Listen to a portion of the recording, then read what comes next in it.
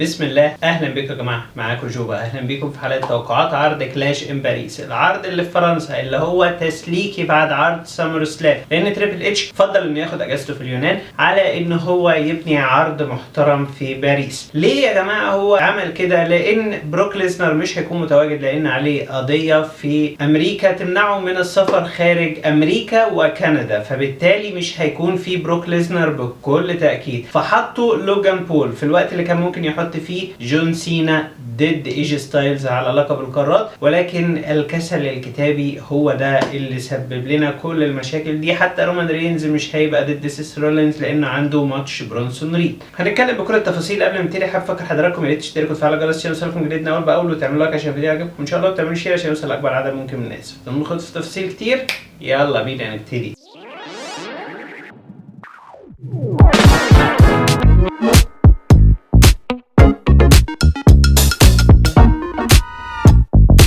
نبتدي بأول مباراة معانا النهاردة، رومان رينز ضد برونسون ريد. النزال اللي على جزمة رومان رينز، اير رومان او اير رينز زي ما انت تحب تقول عليه تقول. رومان رينز قصاد برونسون ريد علشان برونسون ريد بياخد جزم رومان رينز. طبعا عبث، وكل اللي انت بتعمله ده ان انت بتضيع في وقت رومان رينز. العداوة انا مش شايفها قوية، بالرغم ان عارف ان برونسون ريد هيقدم مباراة قوية جدا، بس انت حولت عداوة رومان رينز ضد سيس رولينز الى عداوة رومان رينز ضد بول هيمن واتباع بول هيمن، فبالتالي الموضوع فقد بريقه شويتين ثلاثه. ولكن اوكي، اللي عايزه بقى المخرج، اللي عايزه المنتج، ويلا بينا. رومان رينز ضد برونسون ريد مش هتتغير النتيجه هي فوز رومان رينز بكل تاكيد بالنزال علشان يظهر بشكل قوي، لان ده اول نزال فردي لرومان رينز منذ ريسل مانيا 40 قصاد كودي رودز. النزال اللي خسره وخسر لقب الاتحاد بلا منازع فيه، ومن بعدها رومان رينز ما بقاش رومان رينز اللي احنا كنا نعرفه بيه. فبالتالي رومان رينز لازم ياخد المكسب ده ضروري. ما ينفعش تدفع ببرونسون ريد قصاد رومان رينز، لان رومان رينز محتاج المكسب بشكل قوي جدا، لان اخر نزال فردي ليه خسره، فمحتاج يكسب النزال ده. رومان رينز الفائز بكل تاكيد. نيجي بقى للنزال اللي بعد كده، شيموس ضد روسيف، النزال اللي بلا قوانين. النزال ده هيكون حلو جدا على فكره يا جماعه، بس انا شفته في عرض الرو قبل كده، وشفتهم هما الاثنين بيتصارعوا داخل وخارج الحلبه وعند الجماهير. اوريدي انا عارف النزال ده هيطلع منهم قوي، بس اوريدي شفته. النزال مش باين عليه ان هو نزال قوي قوي بزياده، علشان الاثنين انت شفتهم في العروض الاسبوعيه، ما تمهد لهمش صح في العروض الشهريه. وانا شايف ان النزال ده اتحط كده تسليكه في العرض كلاش ان باريس علشان يثبتوا ان عندنا مباريات قويه وخلاص. العداوه دي كانت المفروض تنتهي في عرض اسبوعي عادي جدا، بس ده برضو اول نزال لشيماس منذ نزاله قصاد جونتر على لقب القارات في عرض كلاش ات ذا كاسل. اللي انت متخيل سنين وسنين ما صارعش شيماس في نزال فردي، لانه دايما كان بيبقى في نزالات ثلاثيه في العروض الشهريه.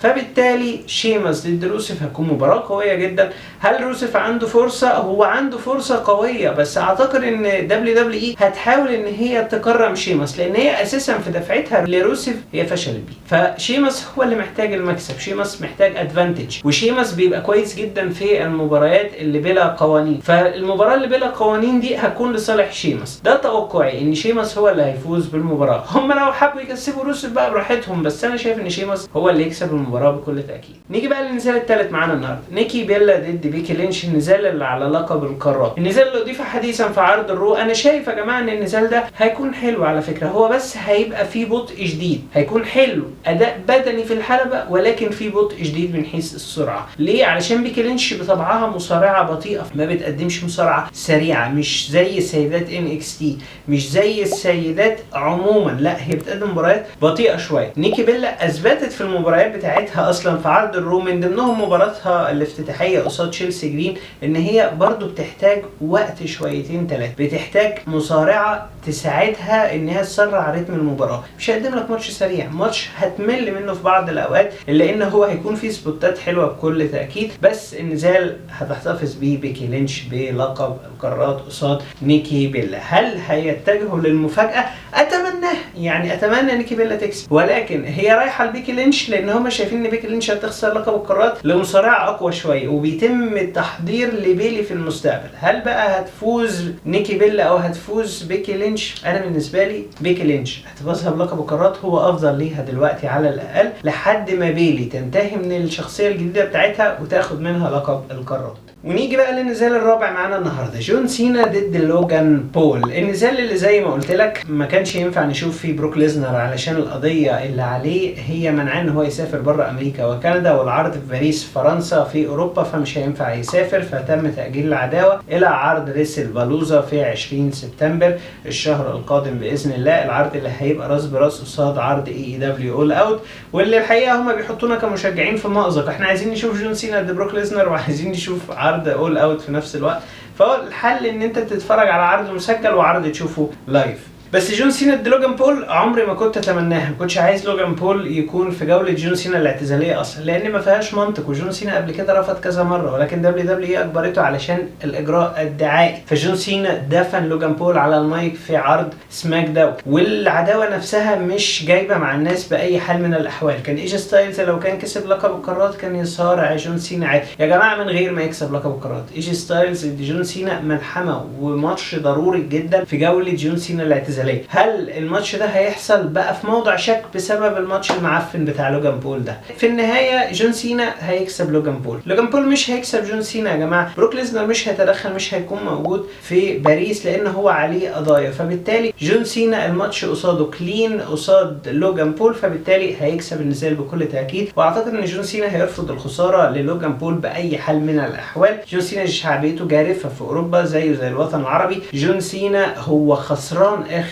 مباراه قصاد كودي رودز وخسر لقب الاتحاد، فبالتالي هو هيكسب النزال ده، يعني هيكسب النزال ده عافيه، لان هو لازم يبان بشكل قوي قبل ما يقابل بروك ليزنر، فلازم يكسب قصاد لوجان بول. فده توقعي جون سينا هو الفائز بالمباراه. ونيجي بقى للنزال الاخير معانا النهارده، ال نايت ضد جي اوسو ضد سي ام بانك ضد سيس فريكن رولينز. النزال اللي انا شايفه بكل تاكيد هو معمول لغرض دعائي بتواجد جي اوسو وغرض شعبي ترويجي لال اي نايت. الاثنين سواء جي اوسو عشان الجماهيريه والتيشيرتات بتاعته اللي بتبيع، وكمان ال اي نايت عشان الشعبيه الجارفه اللي في اوروبا، وطبعا سي ام بانك هو الوحيد اللي عنده قصه منطقيه قصاد سيس رولينز علشان هو اللي اتصرف عليه حقيبه ماني ان ذا بانك من سيس رولينز في عرض سمر سلام. تخيل، هي دي القصه المنطقيه، هي ديت اللي المفروض اساسا سي ام بانك ضد سيس رولينز بس، ولا عايز اشوف ال اي نايت ولا عايز اشوف جي اوسو، لان ولا ال اي نايت هيكسب ولا جي اوسو هيكسب، هو واحد من الاثنين دول سواء سي ام بانك او سيس رولينز. يا ترى هتروح لسي ام بانك ولا سيس رولينز؟ سي ام بانك عنده فرصه انه ممكن يثبت اي مصارع غير سيس رولينز، يعني ممكن يثبت جي اوسو، ممكن يثبت ال اي نايت، جي تي اس من هنا وجي تي اس من هنا، هتخلص النزال. هل سي ام بانك يفوز بلقب العالم الوزن الثقيل؟ برضه زي ما فرصته في المكسب كبيره، هي فرصته برضه كبيره في الخساره، لان هو ما عندوش سبب منطقي ان هو يكسب، لان سيس رولينز دلوقتي مكون عصابه. لو خسر اللقب قصاد سي ام بانك هيبقى لازم ان هو يكسب اللقب من جديد، هيبقى لازم ياخد اللقب سريعا، فبرضه مش هتحس بفتره سي ام بانك. سي ام بانك لازم ياخد لقب العالم ويطول بيه شويه، ياخد فتره محترمه، فسي ام بانك اكيد متحضر له ان هو يكسب لقب العالم في فتره محترمه يقعد فيها كبطل للعالم الوزن الثقيل. فسيس رولينز هيحتفظ دلوقتي مؤقتا بلقب العالم الوزن الثقيل وهيكسب النزال ويحتفظ بلقب العالم، في اطار ان هو لسه هيكمل مع سي ام بانك في الفتره القادمه. واتمنى اضافه رومان رينز للعداوه دي عشان العداوه دي تستحق. فالفائز هنا سيس رولينز. والله لو عملوها وطبقوا المفاجاه بتاعت سي ام بانك ان هو يكسب انا احييهم بكل تاكيد. انا اديتك اسبابي ورايي الشخصي لفوز سيس رولينز، ليه سيس رولينز يحتفظ بلقب العالم الوزن الثقيل، ومن قلبي بتمنى سي ام بانك هو اللي يكسب لقب العالم الوزن الثقيل، بس انا بشرح كل حاجه بالمنطق. فعموما انت لو حابب تعمل مفاجاه وتكسب سي ام بانك لقب العالم الوزن الثقيل تبقى برضو انت نجحت العرض الى حد ما، بس هتبقى حاطط نفسك بقى في مشاكل العروض اللي بعد عرض كلاش ان باريس، لان انت مش عارف سي ام بانك هيكمل باللقب كتير ولا لا. سيس رولينز لو هو هيكمل اعتقدش كده ان هو هياخد وقت كبير، اخره الرويال رامبل، يعني اخره شهرين او 3 أو 4 بالكتير، مش هياخد سنه يعني كبطل عالم الوزن التقيل، وهيخسر اللقب سواء لرومان رينز او لسي ام بانك عاجلا ام اجلا، او ان يظهر مصارع غيرهم تماما في الفتره القادمه. فالفائز هنا والمحتفظ بلقب العالم الوزن التقيل هو سيس رولينز. وبس كده يا جماعه، دي كانت حلقتنا. اتمنى كل اشتغلت على حضراتكم، ما تنسوش تشتركوا وتفعلوا الجرس عشان يوصلكم فيديوهاتنا اول باول، وتعملوا لايك لو الفيديو عجبكم، وتعملوا شير عشان يوصل اكبر عدد ممكن من الناس. بحبكم كلكم وشكرا لكم كلكم. يلا سلام.